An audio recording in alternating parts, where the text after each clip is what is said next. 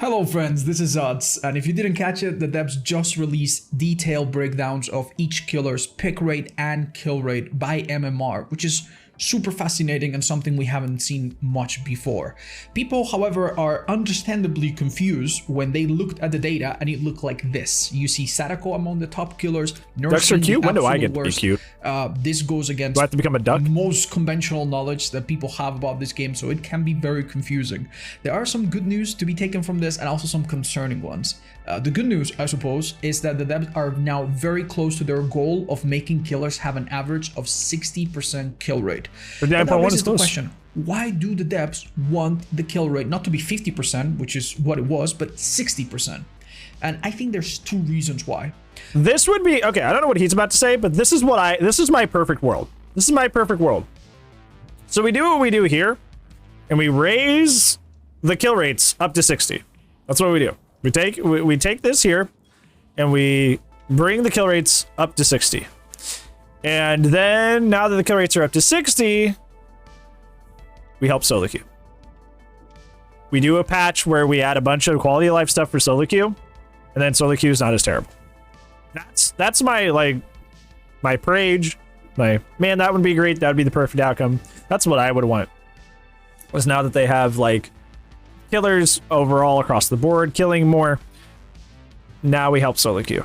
Because now that'll balance out better, because the average player by themselves won't be as weak, which will rebalance that back down to normally like that more 50 percentile that he was talking about. So yeah, that's what I would do. It's just me though. Just own ducks. Oh, okay. The secret to not being ugly is owning ducks. Gotcha. I'll get right on that. Number one is that survivors are always one tiny little mistake away from losing completely. There is nothing a killer can do to lose the game immediately. Seriously, you as a killer can make a lot of mistakes and still make plenty of comebacks later in the game. However, if on the survivor side, one survivor decides to kill themselves on hook at 5 gens or gets grabbed or makes a horrible play, yep, that one decision almost inevitably means that the other 3 are also going to die. Yep. Survivors drag other survivors down with them. We've all had teammates that get everyone killed. For that reason, even bad killers, even weak killers will sometimes get free wins, and that should elevate the kill rate above 50%, even if the game was perfectly balanced. And another thing is that for the survivors, even though it's not super difficult to guarantee 3 escapes or 2 escapes, guaranteeing 4 escapes is actually really hard. Yep. Survivors have to mess up very little to lose a game, but killers have to mess up a lot to get 0 kills. It's very normal for killers to be able to secure 1 kill at the end of the game. Yeah. And very difficult for survivors to always get 4 people out, especially if you're playing solo or you're a beginner. So for that reason, even though the cap of kills on killer is often 3 or 4, the lowest possible kill that you can get as a killer is often 1. And that is always going to skew the statistics a little bit above 50%, even, again, if the game was perfectly balanced. So that makes perfect sense, I suppose, if we look at it that way. But what doesn't make sense is some of these killers' placements at first glance. But what you need to realize is that he might talk about this, but like when I see Sadako, Wesker, and Pinhead, these are characters that have built-in game delay. Much more so Wesker and Pinhead, because getting the box to avoid the chain hunt, and Wesker, obviously he has the when he M2s you get infected with the Ouroboros. Sadako a little bit less so. Sadako, the problem is a lot of Sadako players play to force condemned, so then you have to go put the videotapes away. But that's that's a certain amount of Sadako players. It's not the whole population, but the consistent correlation in this top 3 I'm saying is game delay is kind of included. Obviously you see pigs up here close to plague. You see a lot of that up near the top, and that's really hard for either solo queue or newer players to deal with. It's really hard for newer players or solo queue players to deal with kind of built-in game delay.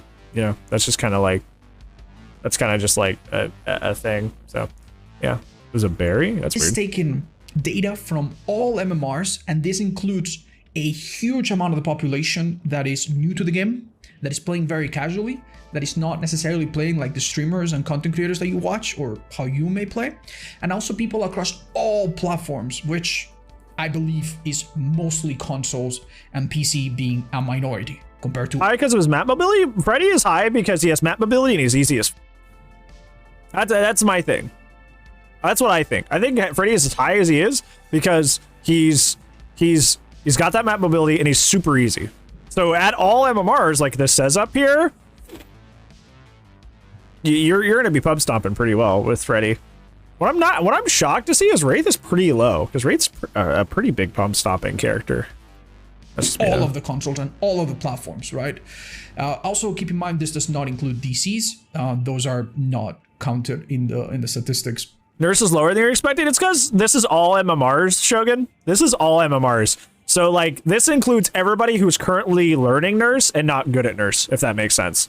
So this is all nurses, period, not people who know how to play her. So this includes people that are picking up the character. And if you're not good at Nurse, she really you're not gonna get kills. Like you really do have to know how to use her power. You can't just it's not like Billy, right? Where like even if you can't use his chainsaw really well, you can still just M1 and use his chainsaw as like a map mobility thing. Like if you don't know how to use her power, you just lose. So where on the flip side, if you know how to use her power, you just kind of win. So yeah. If they did, I suppose killers would be even more deadly. So how do we begin to make sense of this bit of a mess? How are some of the strongest killers at the bottom and some relatively weak killers at the top? First of all, let's talk about these killers. These are killers that are both mechanically difficult and thus are not going to do very well in the hands of newer casual players, and also mechanically difficult to play on console compared to PC. If we know that this data is mostly from console overall, it makes perfect sense that these killers are so far down. If this was only on PC, I expect all of these killers and maybe some others even to climb up a little bit. We're gonna put in the time to learn Nurse because there's way too many. Let's take a look at that. Take a look at that. It's like a nightlight. Let's see where Nurse is in terms of like pick rate according to Nightlight. That's perk list. I'm an idiot. Let's see. Obviously Wesker's gonna be at the top. Huntress is still high because Huntress is kind of consistently the most picked character in the game. Ghostface is high because of his tome. Legion and Nurse. So she used to be the third most played killer last time I checked this, and now she's slipped down to 5th. So yeah. So she's still top 5 most played characters in the game. So if you have this like misnomer that like, well, she's rarely played because she's like quote unquote hard to learn, apparently, like that's not true. She's the 5th most played character in the game. So even that's not true. So yeah. There's also the fact that killers like Trickster or Nurse or even Huntress are very punishing for new players. If you miss your knives, miss your hatchets, miss your blades, that is true. You are constantly having to catch up by reloading and going through fatigues. So it makes perfect sense that when people play these killers, they can't even guarantee 1 kill sometimes. So their low kill rates here are perfectly understandable. No one believes that. And I out of all the characters that I've played, I have the most hours on Huntress. And I agree with that because even though she's like the character I play the most, or I have played the most overall, like there's some days I just like want to throw hatchets instead, I just go for like weird shots and I just don't, I'm not like on my game, like if you're off with your shots on like Trickster or Huntress, like for a day, like you are going to have a lot of those like, 0 kill matches. So yeah. Nurse is bad just because of this. Another very interesting thing is seeing the killers that have a significant or at least slight form of natural slowdown. Yeah, he's talking about it. Look at all these killers. Doctor with his tier 3 madness delay. There we go. Nemesis with the vaccines. Freddy with his clocks a little bit, and especially the other 4, Pig with her reverse bird traps, Legion with the mending, and Wesker and Pinhead with the box and the vaccines, or the sprays rather. These are killers that have natural built-in slowdown. This is super big at lower levels. At lower levels, people do not have extremely big arsenals of slowdown perks. They play with whatever perks they can possibly bring. That's why, by the way, that's like the main reason the no-ed thing is so funny, and why like the no-ed thing is like so prevalent in DBD's community, because no-ed's a general perk, but it is so good. So that's why, like, everybody's like trained to like kind of like hate no-ed and have this like terrible perception towards Noed, because like I play Survivor almost every day at this point. Homies always want to play, so I'm playing Survivor like almost every day at this point. I run into Noed like not even once a week sometimes. Like straight up, I don't even run into Noed like once a week sometimes. I almost always run into like 3 slowdown and chase perk, 3 slowdown and info perk. That's what I'm running into. Like, but like when you're new to the game, right? You mostly have access to general perks because you don't have teachables. So instead of a slowdown, you're gonna run Noed. So it's kind of like this like ingrained like trauma we have from like being an earlier player in the game, when like everybody was just like throwing that Noed on because they didn't have any better perks. What's hey, Amanda Panda? How's it going? How's your day today, friend? Hopefully you're doing well. Noed first perk is hilarious, but yeah, but like it's a really powerful perk and it's a general perk. You throw it at everybody. You don't have to buy anybody. Like that's why you see it so much like super early in your like your DBD career. I feel like it's just like this collective trauma we had, and as we like play the game and start facing different kinds of killers, as like we start facing killers who actually have their teachables and can run different kinds of builds, then we kind of like we start moving away from hating Noed so much. And if their killer has a built-in slowdown that makes already inefficient survivors even less efficient, I think that explains a lot. So if a killer is playing with very few perks and they play pig, well, they still have a very strong delaying tool. Yep, so especially with guaranteed boxes and stuff now. These killers that have a bit of slowdown or guaranteed searches rather on top of whatever perks they can bring, on average, do better. Because by the time survivors are done with gens, they might have already lost someone. So the fact that these are so high, I think is also explained by this. And another thing that's really curious that you're going to see change significantly when we see the other graph is stealth killers. These are all of the killers that are primarily stealth oriented or have some kind of stealth mechanics. Because stealth killers are pub stompers too. Because like imagine you're still trying to like learn what a Terrius even is.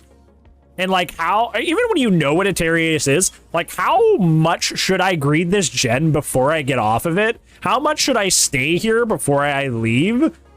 Like, that's like a hard thing for like a new player to learn and like get used to, like over time, right? And like if you're still learning that, like these characters will definitely like take a huge advantage of you as like a newer player, like 100%. 100%. So yeah, that's a really good point. I just grieve because if I go next, if I'm miserable, yeah, you're so terrible. You did the illegal thing, man. That guy was a riot yesterday. That guy was something, absolutely something. The sanctity of Dead by Daylight. I like the way you put it. Like DBD's like one step above Pummel Party. Like this game is for the most part a party game. There are more serious aspects to it, but for the most part, it's still a party game. You can do a lot of good things right and make a lot of good plays, but in general, it's still like by nature asymmetrical and a lot of weird and out there things happening. So like, so like to kind of like pretend it has this sanctity to the game is kind of, yeah, it's just a little much. It's a little over the top. I'm literally worse. I'm going to hell for going next to this casual game. Yeah, it's just like, I don't know. It's just not that big of a deal. I don't know why people make that a huge deal. I don't know. It's just a weird thing. I don't know why people care. Isn't there a comp scene for every game, even like Fall Guys? There is. There's a comp scene for this game too. And it's just weird because it is like this game has inherent, it's just like Mario Party. Like there's like inherent structure to like Mario Party that helps the person in last place. I don't know if you didn't know that. There's mechanics in Mario Party to inherently help the person in last place, to help them catch up. DBD doesn't have anything like that, but it does have just like the asymmetry of the maps, the asymmetry of the characters you get, like the killer you face, the perks brought in. Like there's so much out of your control to put that into a very like serious zone is just like really hard and difficult. And likely should just be swayed away from. Also, congratulations on your Deb note. I did see that. My apologies. Does it mean Go Fish is competitive in itself? Yeah, competitive Go Fish. we'll get right on that. Oh my god. And notice that all of them are incredibly good. Like, they're either average or well above average. And this is really baffling, but when you think about it, it's really not. Beginners, solo players, and especially beginner solo players are pretty naked against killers like this. Freddy with his non-directional lullaby, the darkness from Dredge making it difficult to know where he's coming from, the smaller turrets from Myers, the stealth from the other killers in this picture. These killers can often get free hits, free downs, just because people are not on comms, just because people are not super aware, and they don't even have to deal with all the pallets and all the structures, all the conventional chase things. So it seems to me like when you consider normal, average, and especially below average players, stealth is a big boon that we know is nowhere near as strong at the higher levels. So this makes perfect sense. But now let's talk about the killers that are significantly near the bottom. We've already established that Nurse is a very mechanically demanding killer that is really difficult to play properly on your first games, that is very hard to play on console, so most people playing her are not very well equipped. Trickster has a similar issue where he's quite demanding. Aiming, I've been told, on console with him is very difficult, and despite the buffs, it seems like he's condemned to be low here. His main event is I've seen legit seen serious Monopoly tournaments. What the? I guess you can, like, I guess theoretically you can make anything competitive, but I think in the famous words of Ian Malcolm, you were so concerned of whether if you could, you didn't think about if you should. Should we though? That is the question. Should we? Should we be doing these things? Should we be making these things comp? That is the different question. Completely different question. Let's see. My favorite part of competitive tournaments are when the other team goes, "Hey man, that strategy was lame. Man, that was toxic." People do that though. I've had to TO so many different fighting game tournaments. People do that. People will legitimately do that. Like they'll GGs and they'll, like, you know they'll fist bump and stuff. But like the moment they get up and they walk away, they say the same stuff. Which is crazy, because even that's like a better zone. That's a zone where like most people are respectful for the most part, you know. So even in that, like, there's that sort of thing. It's also difficult to use. I am a bit surprised to see Doctor here. Doctor has often been considered a big noob stomper because he can find people, he has a bit of anti-chase, but ultimately his add-ons are difficult, his power is difficult, so I guess it's not that crazy that he is down here. He also doesn't have any super oppressive chase power to speak of. Demo, I suppose, is also pretty average, and thus is down here. He's Doctor doesn't have an impressive chase power. I feel like it's all like half of his power is anti-chase. I guess it's not. I guess he means in like relation to like Wesker or like Blight, I suppose. But I was under the impression that Doctor was quite literally the first anti-chase killer. Am I wrong? Am I incorrect on that? Isn't Doc like technically the first anti-chase killer? So I don't know. I thought it was weird that he just said that like Doc doesn't have anti-chase or like isn't an anti-chase killer. That was weird. Doc can be very prestigious player. See, that's what I'm saying. Like that's what I thought. Like a good doctor, like you can't even use dead hard. Like if you get shocked, you can't even use dead hard. And that goes for like if you have life, you can't vault the window, so you're not like he cucks exhaustion perks too. You know? So like yeah, I don't know. I'm more with you, Mando. I think yeah, like Doctor can do some damage, if played correctly. You shut him down pretty hard, but even then, Bran too. Even if you pre-drop the pallet, it just buys you one more loop because all he's gonna do is shock you and prevent you from vaulting back that second time around. You know. Yeah, and Amanda's right, because there's also Bloodlust involved in that too. So it's like, even if you do pre-drop, he just like, there's the shock and you only get one more loop. I guess that matters. Like that matters, right? But it's still like, it doesn't do a whole lot to actually like, I don't know, fend him off too much. He's definitely a lot better in higher MMR, as we'll see later. His pick rate goes up even. So I guess people don't really play Demo super well on average, but that doesn't mean he's terrible. And Trapper being also Demo you can't even buy anymore.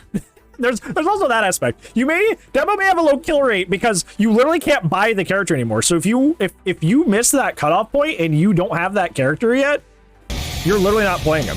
When it's rating me, rating me, rating me, rating me, rating me. All ran again. Hello, friend. How was your stream? Did you enjoy Debbie Delight? Did you have a good time? Among the lowest, makes perfect sense. He's a slow killer. He's very basic. People know how to play him. He doesn't have any difficult skill floor to pick up like Nurse, but I guess he's just slow overall. So the bottom killers make sense. Billy being very difficult and being very punishing for missing chainsaws, I guess makes sense. Has no good add-ons that are great for beginners. It makes perfect sense. Now the part that makes less sense is the top of the kill route. But even then, we can still make some assumptions. The first thing that you'll notice here that is absolutely huge and super crucial is that many of these killers come with very good starting perks, and you might not think much of that, but remember, look at Pinhead. Look at Pinhead. Look at Pinhead. He literally comes with 3 good slowdown. He comes with 3 good slowdown. He just does. That's crazy. He just comes with 3 good slowdown. Like, biggest bang for your buck as a killer main is just get Pinhead right away. Plaything, Deadlock. Plaything, Deadlock, and then Gift of Pain, like right away. And his kit has slowdown built in. You're right, Chloe. His kit has slowdown literally built in. So not only do you need a character with like slowdown built in, like built-in game delay, but then you get 3 good slowdown perks with him. Literally he is like the biggest like anti-survivor killer that they've released. He makes survivors stop playing, go next. We had happy days, dude. I was so happy just hearing the box deploy and just hitting DC. Those were happy days for me. I was like, this is great. I loved this. Dong, and I just go, bye. See ya. Those were good days, man. Oh man. Chain Hunt is the same ability? Yeah, especially if they know how to box find. If they know how to box hunt. Like, if they know how to box hunt, he is literally, like, so miserable to face. So miserable. Now talking about low MMR... Alright, we're trying to record a YouTube video here. Can you behave? Players that are playing killer for the first time, that don't have all the perks unlocked like maybe you do. And for these players, having good starting perks is a big, serious deal. If you play... Cenobite, who is number 1, you already come with Deadlock, which is a perk that even if you do nothing will slow down the game considerably. Gift of Pain, which will slow down heals and possibly gens. Plaything, which makes beginners, solos, and beginner solos absolutely clueless in many I'll just maps. go myself, so you have 3 amazing perks for free on Cenobite. There is 100% a correlation there. There has to be. If Deadlock was a perk from another killer, I'm pretty sure you would see that perk, that killer go up a few percentages. I am convinced. Sadako also has amazing perks. Hollow Brine is a top tier perk. Merciless Storm, believe it or not, is an absolute noob stomper as well. And Floods of Rage is decent information. We also have Plague with Corrupt, which is a big deal. Yep. Artist with Pain Resonance. Do you guys remember when Plague was like the best bang for your buck? Everybody always pointed you towards Plague because Corrupt and Infectious. You guys remember that? Those were different times. Those were nicer times. I feel like slowdown is like becoming increasingly better. Do you guys feel like slowdown is like better than it was before like Ruin Tinkerer, Undying, and Pop Ruin? Do you guys feel like right now is more oppressive than before in terms of like slowdown? Because like I think about like running into every killer that had Corrupt, and then like maybe they'd have Pop. Like I was like, I would prefer those days. Like I feel, maybe that's just a gut feeling. That's why I'm like testing the waters here. Do you feel like that's just my gut feeling? Do you think that, like, I feel like I missed that over this. You don't? Okay. Just feel it's more, yeah, I don't, like, the effects of like if we're looking at like Call of Brine, Overcharge, Eruption, right? Like the big ones, or like Pedimento Plaything. Like, they're easier to apply, even if their effects are not as severe as the old ones. Like, they're easier to apply, and like Bran 2 said, there's more options. Like, there's more options that are all good, and they're easier to apply. Like, Pop, you at least had to hook somebody and go kick the right gen. You could theoretically pop the wrong gen and the survivors just, you know, get another gen done that had further progress. Or like with Ruin Undying, you still had to like push them off the gens, right? But like it's so easy to apply the slowdowns that exist in the game right now, because all you do is either you just kick a gen or just wait for somebody to cleanse a totem, and then you just both of these are one button, by the way. This is what we were talking about earlier. Both of these are just one button. both kicking a gen and relighting a totem are just one button. That's it. Like that's it. You just approach, slowdown begins, you know? It's so much easier to obtain. So even though I feel like the effects aren't as severe as pre-mid chapter, I feel like because the effects are so much easier to obtain, the net amount of slowdown is happening more often, if that makes sense. Like we're getting a smaller effect, but it's happening more commonly. So it's like the amount of slowdown happening is actually greater. Do they just run Ruin and then like Thana sloppy? Yeah, because remember Thana used to stop you or slow down your heals as well. So it was kind of like a 1-2 punch. Yeah. Yeah, Pain Res is like probably the strongest designed slowdown perk, besides like maybe, I don't know, Eruption's pretty good too because of the incapacitated, but Pain Res is probably the strongest, most effective slowdown they've designed, because it does just kind of like always target the most pass along gens. Yeah, it takes all the things that like made Pop fair, which was like relying on the killer's awareness to like kick the right gen, or having to run info perks to kick the right gen, and just kind of like does it for you. Is interesting. Rune Undying was annoying, but at least you could cleanse the totems. Yeah, and that's like, when I talk about Rune Undying, I'm talking post original Undying, where it just spawned infinitely. That's the version I'm talking about. I'm not of course old Rune Undying where it spawned infinitely was terrible. Yeah, that was obviously the worst. Nothing came close to how impressive was it as strongest. Yeah, okay. I probably should have read those in reverse order, because Brantu just said what I was talking about. Yeah, like original Undying, yeah, that was awful. Absolutely awful, but yeah. Original, but like post, when they made it to where it only defends it once, was way better. So I just make the game not fun. Yeah, it's kind of like, I feel like, and I'm not gonna go over this like very like in depthly, because I feel like if this is going up on the YouTube, everybody knows on the YouTube this is how I feel. Gen rush versus gen slowdown is just bad for the game. I think just let us play the game. Stop letting perks play the game for you. I don't think gen rush perks are fun. I think like prove toolbox is just stupid. I feel like call a Bran overcharge stupid. Like I don't like any of those things on either side. So that's just, I just feel like they make the game more fun. I feel like healthy perks that are like similar in vein to that, if you want like game delay and stuff, is like No Way Out. Reward the killer for targeting all 4 members of the team, and now you get to play longer. Stuff like that. Stuff that doesn't undo progress that you've already done in the game, or things you've already done in the game. Because I think that's the most annoying thing about the current meta, is just like the speed at which people go through things, and the fact that people run like such oppressive stuff to try and counteract that makes you redo everything. There's nothing that feels worse than getting a gen 90% 3 times before it gets done. Like, it's just crazy. It's just it feels like we're living in just like such a like perk based gameplay kind of like thing, and I just wish we would move away from that, you know? Game will end in 5 minutes with a good squad of survivors. It's a necessary evil? No. Necessary evil. Because like, here's the deal. You know, like I ran no slowdown except for 1 build yesterday. Played 4 hours of killer. I lost 2 games. 2 games in 4 hours. Is it really? Obviously that's like 1 day.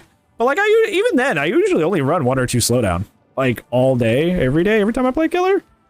And I don't have bad results. Is it really like, do we really have to run into like the double triple slowdown Andes like every day? Is it really like that like intertwined into our gameplay loop? We have to stop botting gens. I get a killer.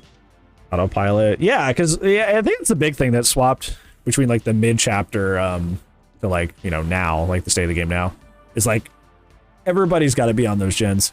Everybody's got to be, or else like stuff goes sideways. Yeah. And everyone else's perks are not that good, especially Freddy's are not that incredible. But I think those characters that I mentioned, huge carry from their default perks that allow even beginner people that don't have anything unlocked to already use something strong. So that is something to consider.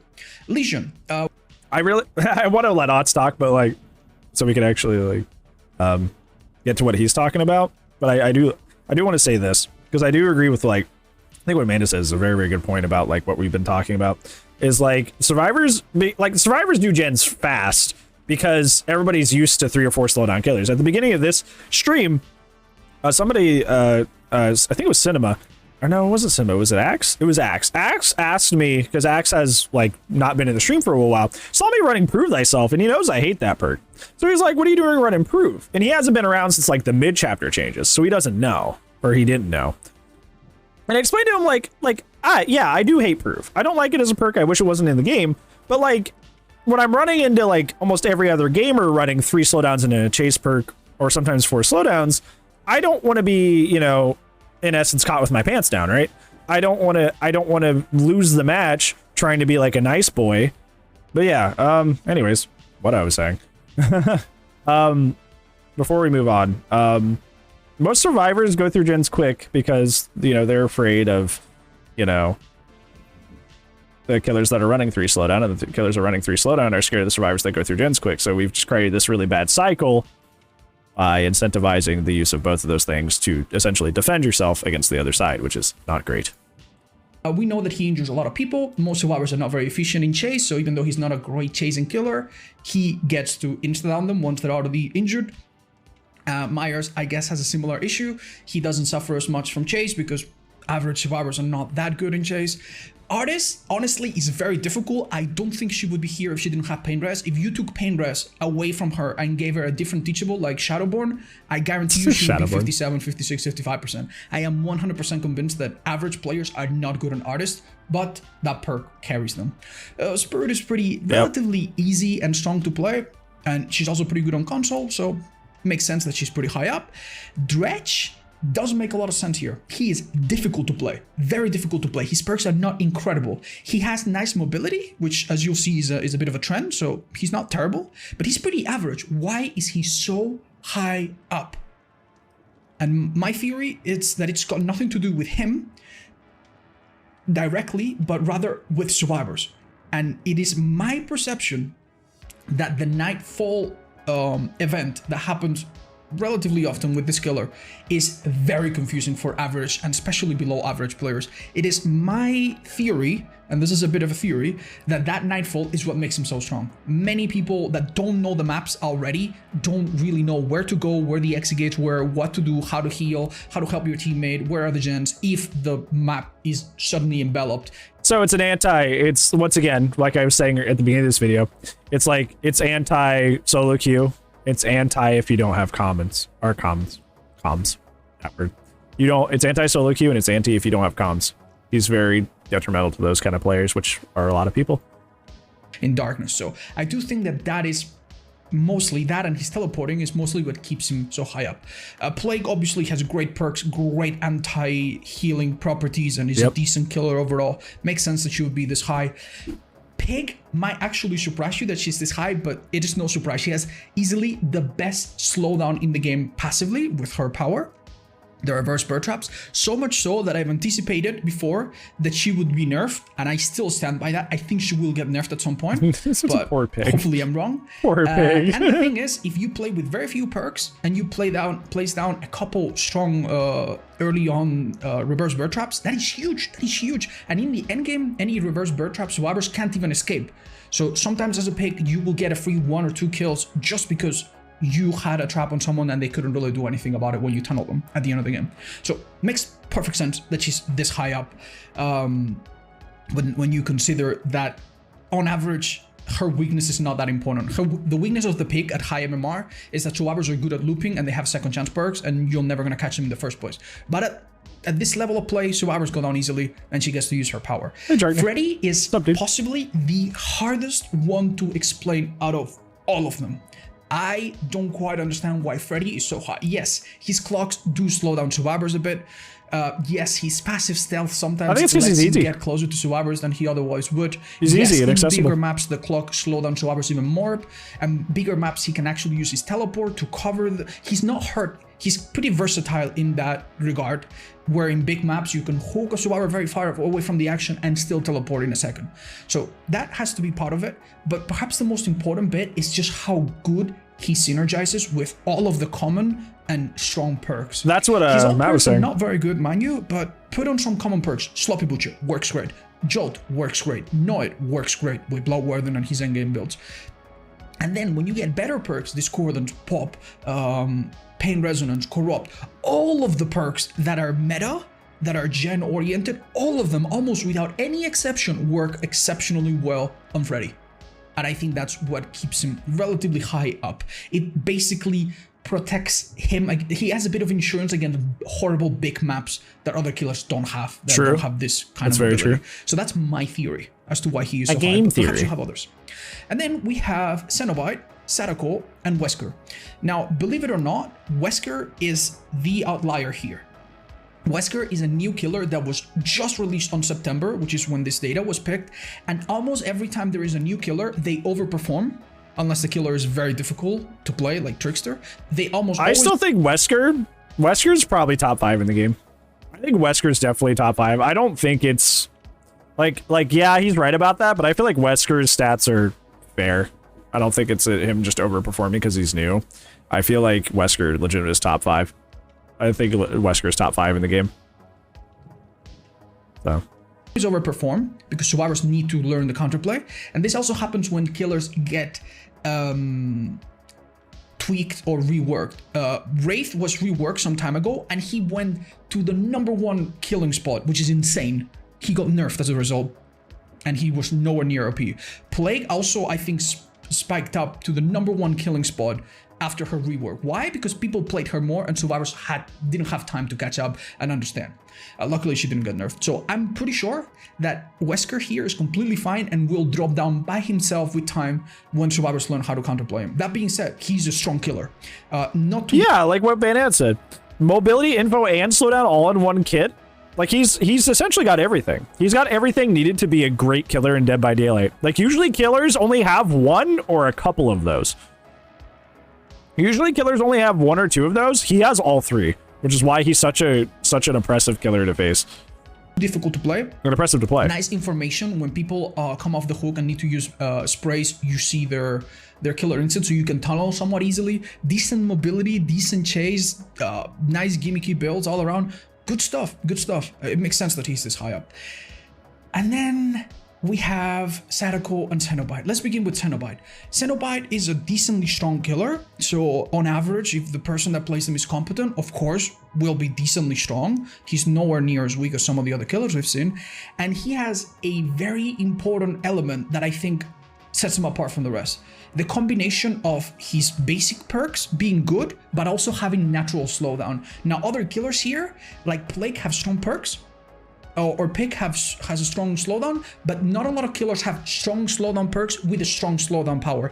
And I think this killer is exactly that. He has Deadlock, which is easily the best passive slowdown perk in the game, 2 other decent perks as well, and then he has the Cube. Now, the Cube needs to be picked up every 90 or so seconds by survivors and get fixed. If survivors don't pick that up, that cube will affect everyone, and this destroys low MMR players, and especially solos. If you're working on a generator and a teammate goes on the hook and the cube is about to start out, you don't know what to do. If you're not in a full team and you don't have a bunch of Kindred, Bond-like perks to know what to do, this is kind of horrible. If you go for the rescue and then the cube starts acting up, everyone's going to begin to lose. The gens are never going to get done. So that combination of slowdown perks and power and very punishing mechanics while still having some kind of chase power, I think that makes him a very reasonable #1 killer, in my opinion. But then we come across Sadako. And this is very baffling. It is very difficult to understand how Sadako is this high up. She I don't has think it's that hard to understand. No real chase power. I think across all MMRs, it makes sense. If you face a lot of Sadakos that are trying to force condemned, that's built-in slowdown in a weird way. Also, Sadako has stealth, which we already talked about, is very, very good against new players who are still learning how Darius works, how to like hide from, you know, like when should I get off the gen, when should I not. She also has a lot of very like confusing add-ons that like mess with her passive phasing. I don't think it's that hard to understand. I feel like she's just kind of a, I feel like despite the fact that people like she is very, very weak, she is a pump stomping character, and I think that makes sense. So large maps against exactly. I think she's confusing new players difficult for her, especially large maps that are palette dense like Cowshed and so on. But regardless, she's here. And my theory here is a bit more difficult. I don't have as much confidence, but let's go over it. Number one, she does die. True. If they don't know what it is, they can just die to condemn. Benefits greatly from the basic perks. Sloppy is great. Jolt is great. All the basic perks you can slap on her. Know It is great on her. They work just fine, and her own perks are awesome. Call of Bran is great on this update. Merciless Storm is an absolute noob stomper, in my opinion. It is an absolute noob stomper. You miss one skill check, a gen goes back by 20. True, yeah. Well, it true. gets blocked by 20 seconds and loses 10%. That is huge. That is huge. You take away that perk from her, and I'm pretty sure she would not be near the top. So that one perk being basic on her against average and below average survivors, I think is 100% also correlated here. There it is. You said it. So her perks, I think, maybe play the most part, and also the fact that she's a stealth killer that has decent mobility, so you can synergize with gen slowdowns even in big maps. And if you catch survivors off guard, even if your chase power is not super good, then that seems to be enough to warrant her spot on this list. So that is my best estimation as to why she is this high. But make no mistake, she's nowhere near this powerful. Now, if we go by the kill rate based on top 5% MMR, this is a lot more reasonable. In fact, it looks a lot like like my tier list or any other tier list where you see the strongest killers at the top and the weaker killers at the bottom. If you compare that to this, it's not that insanely different. So this makes a lot more sense. Now, I'm surprised Dredge is that high. The depths, and they confirmed that this top 5% of MMR is not capped. So they've taken, is my understanding, the top 5% MMR without a cap, the 5% best players that get the best results on average, not on each killer, but on average. And then out of all of that, they've picked each killer, and we get to see their numbers.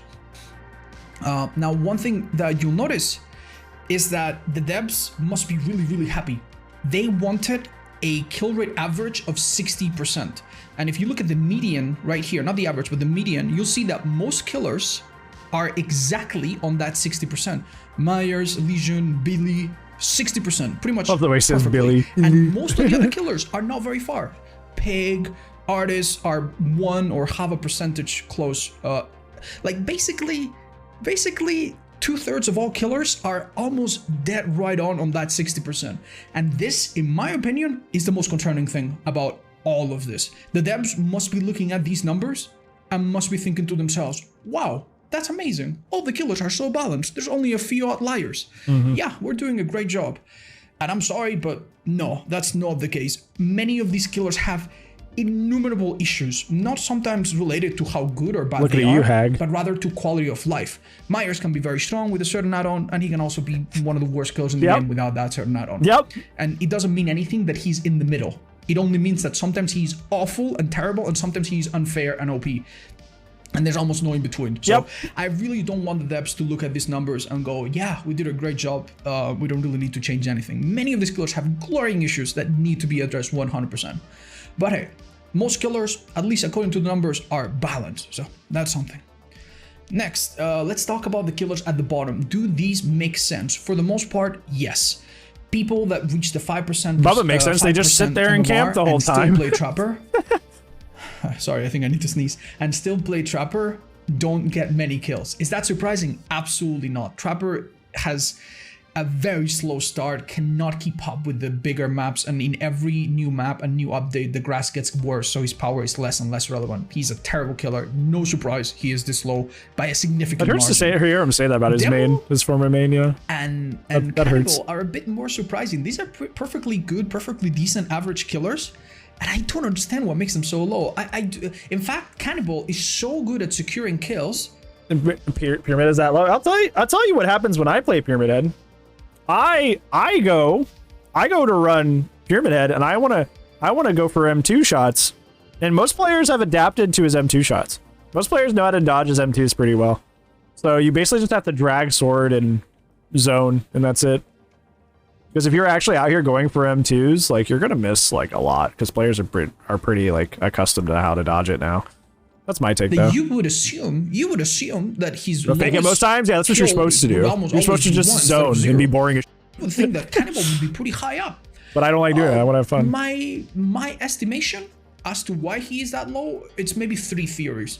Number 1, he's still pretty punishing. If you bump into something, and if you play Guardian of Joy, you're gonna bump into a lot of things. Collision bad in this game. A lot of time. It is a killer that feels bad when things go wrong. Number 2, some people that play this killer don't even play the game right. Seriously, how many creators and how many people do you watch that just play Bubba and camp 1 kill and they're just happy with 1 kill? People that play Bubba sometimes play him in a really weird, sadistic way, which, you know, feel free, but probably is not the most effective. And number 3, believe it or not, Bubba has a lot of bugged add-ons that might be actually hurting players. A lot of players are probably trying the iridescent carburetor tuning guide, which is completely broken. They might be trying the depth gauge rake, which is completely broken. There are a lot of these add-ons that are actually bad and hurtful and unintuitively either bugged or terrible. So that actually might be hurting his stats. Maybe without that, he would be a slightly higher and he wouldn't be this low. Complete theory, though, I obviously don't know for sure. Then on the next tier, you need to remember, we have very, very, very difficult killers to play. And if we add Trickster as well, we have Trickster, we have Huntress, we have Slinger, we have Nemesis, we have Pyramid Head. All of these killers require precise aim, precise, like, you gotta precision remember, killers. this is top 5% MMR, but it's top 5% MMR everywhere, not just PC. If we went just to PC, I guarantee that is true. I didn't even think about that. Especially Hunters. Precision killers are hard, they're not bad. At higher on console. They do average or even better than average. So yeah, that's a bit surprising. That makes but sense. when you consider that it's not just PC, I guess not. Pyramid Head is very strong, but I guess he doesn't synergize with some of the more popular perks right now. People, I guess, just don't like his movement. It is a bit surprising, though. He's definitely a bit stronger than that.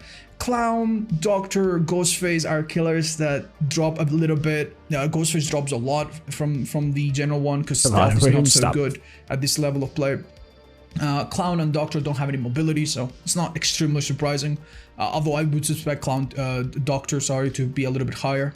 So I guess it does make sense why these are at the bottom. Mind you, they're not at the bottom by a lot. They're like 2 or 3 percentages below 60. So no cap, it's true, but the assumption that it's However, easy. If we look at the top, we see some very interesting ideas here. First coming up, that doesn't surprise me. The only thing that's weird there is Dredge in the game: Nurse, Blight, and Spirit.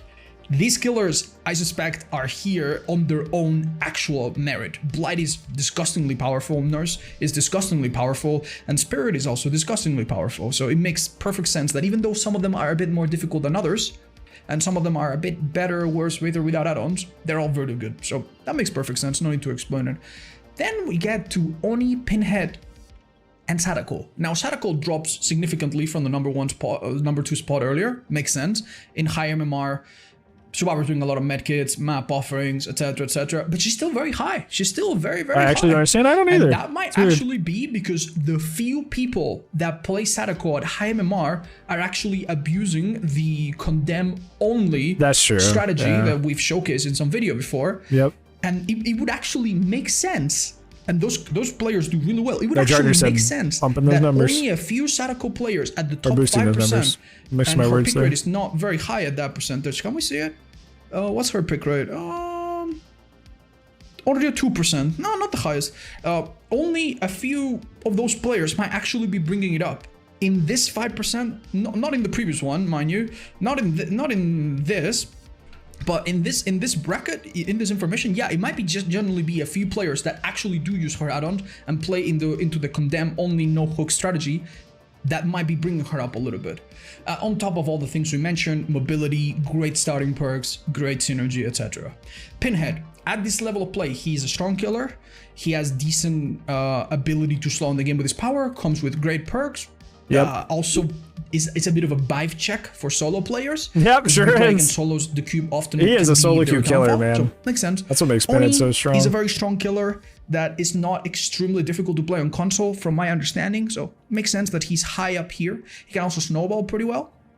And it's very difficult for him to not have at least one kill in the end game with his power. So makes sense.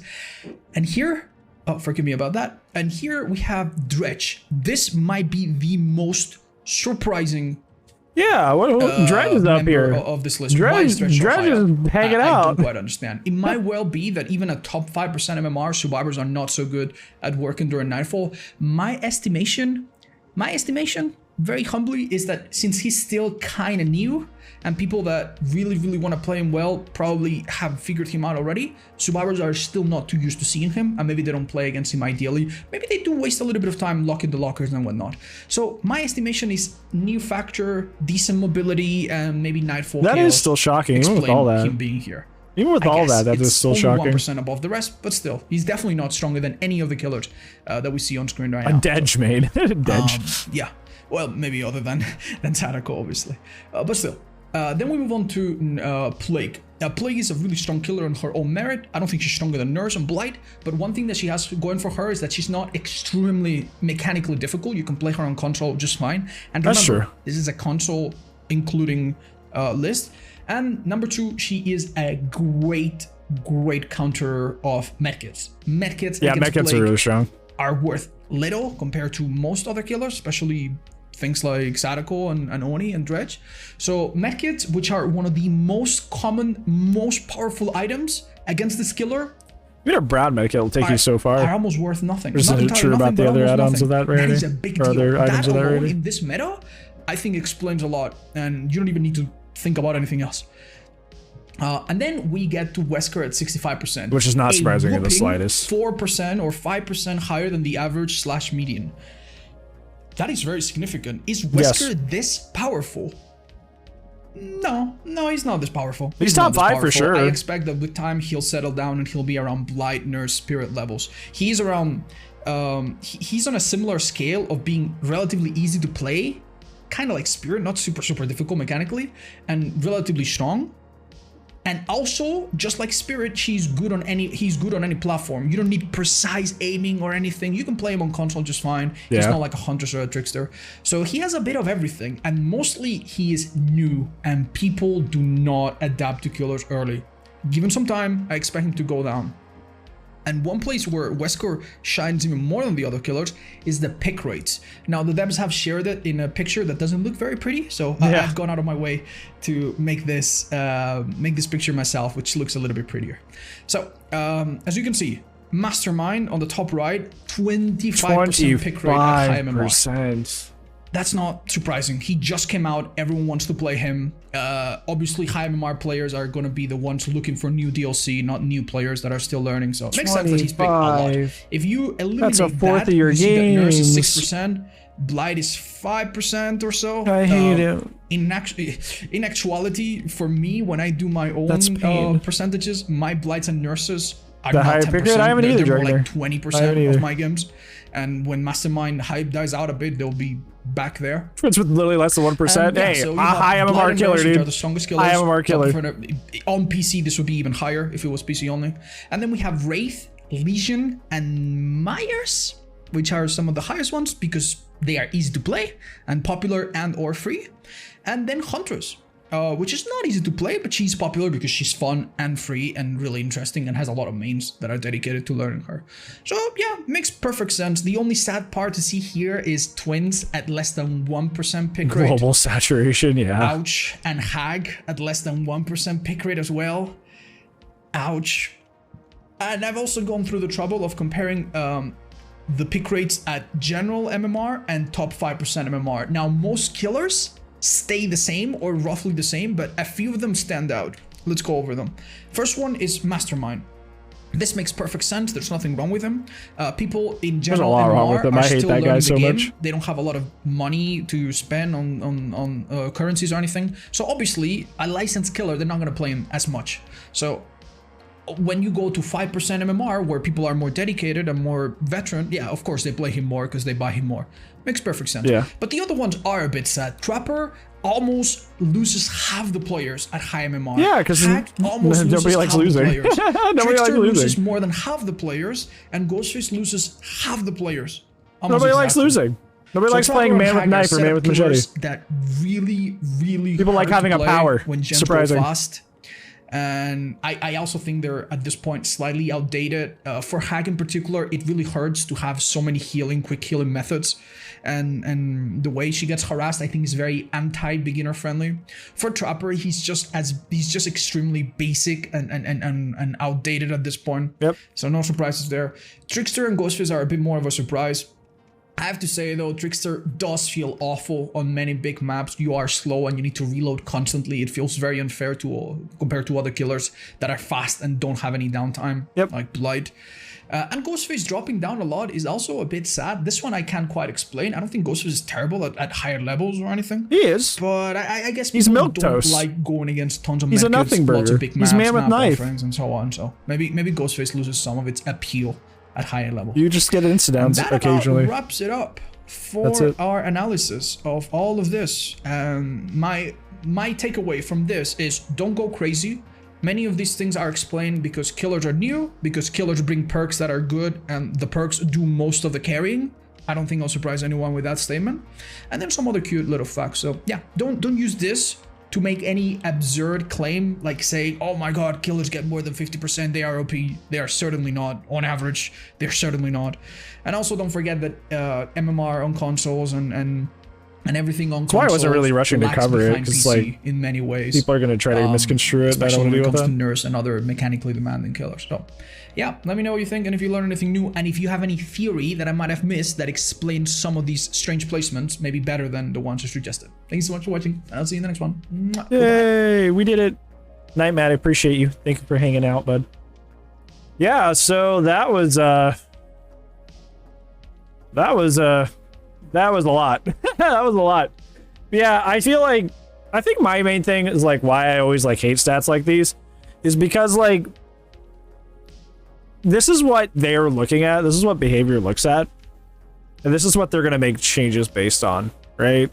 Because like here, for example, if you're looking at like Sadako, who like clearly like if you get a team that just like likes to pre-drop a lot and be super annoying, they're gonna look at this stat chart and just kind of think there's nothing wrong with Sadako, like at all. Like she couldn't use literally anything and stuff like that. Or on the flip side, like look at Nurse over here at a 52% on the all MMRs and like, you know, assume she's fine and doesn't need to be nerfed because, you know, she's, you know, got such a low overall kill rate. So it's just like, it's things like that. Like I look at the stats and while it's fun to know this stuff, I worry about